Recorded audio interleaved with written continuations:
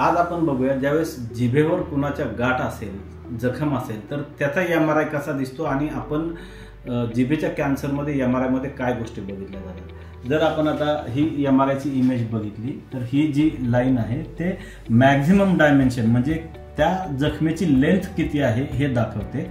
तसेच हे दोन एरो म्हणजे आत जिभेत किती आत आजार गेलेला आहे, ज्याला आपण डेप्थ ऑफ इन्व्हेजन म्हणतो, हे दोन फॅक्टर खूप महत्त्वाचे आहेत। जे मॅक्झिमम डायमेन्शन ट्यूमरची T स्टेज ठरवली जाते, डेप्थ ऑफ इन्व्हेजन मध्ये सुद्धा T स्टेज आपण इन्व्हॉल्व करतो।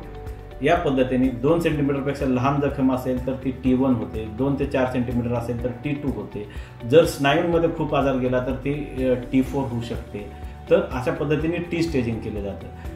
या MRI बरोबर आपण मानेचाही MRI करून घेतो, ज्याच्यात गंडमाच्या गाठीत आजार पसरलेला आहे किंवा नाही हे बघितलं जातं। Overall MRI oral cavity and neck with contrast असं हे कुठल्याही जिभेच्या कॅन्सरच्या पेशंटसाठी सांगितलेलं इन्व्हेस्टिगेशन असतं आणि त्यावरून पेशंटची साधारणतः आपल्याला स्टेज समजू शकते।